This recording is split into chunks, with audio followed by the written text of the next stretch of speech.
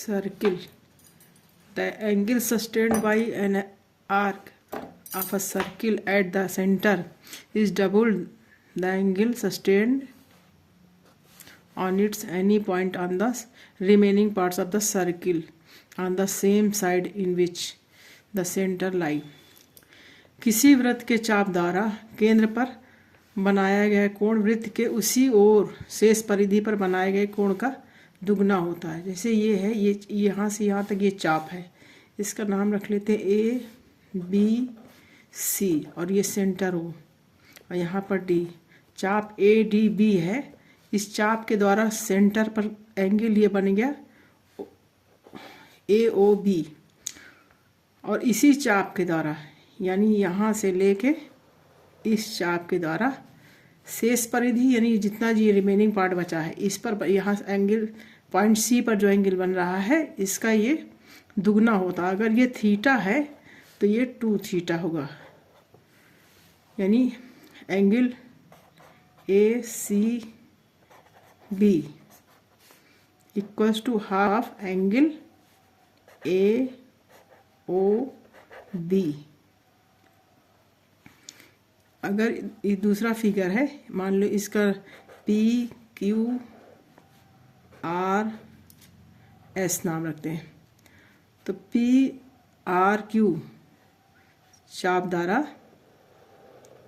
Centre पर जो angle बना है वो ये है पी ओ क्यू और ये दोनों रेडियस है तो आइसोसेलेस ट्रायंगल फॉर्म हो रहा है। अगर ये थीटा है और ये थीटा है तो ये होगा 180 माइनस 2 थीटा डिग्री और ये हो जाएगा उसका आधा 90 minus theta.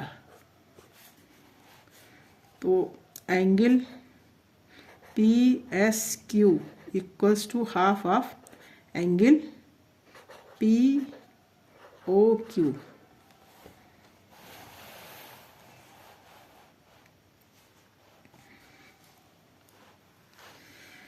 The angle in the semi circle is a right angle.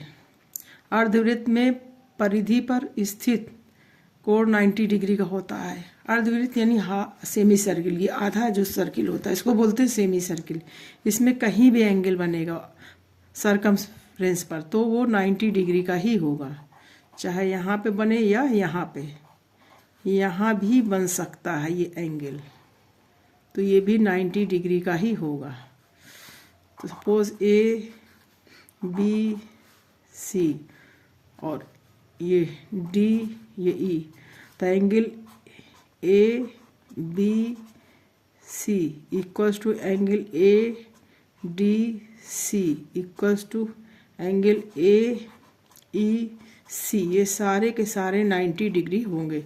ये इस तरफ भी अगर कहीं बनेगा तो वो भी 90 डिग्री होगा क्योंकि ये भी सेमी सर्किल है। तो ये क्योंकि रीज़न भी है ना, ये 180 डिग्री का है सेंटर पर, तो इसका आधा ये 90 डिग्री हो गया।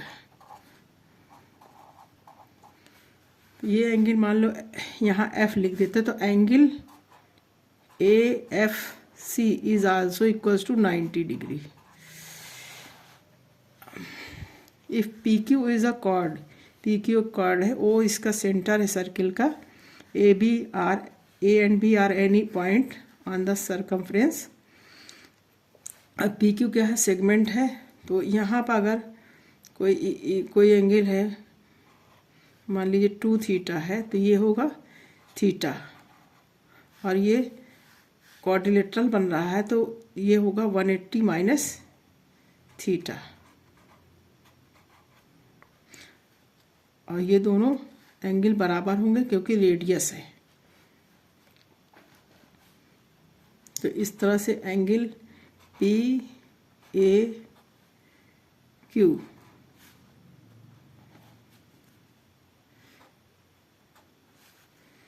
P A Q equals to theta, तो angle P B Q P B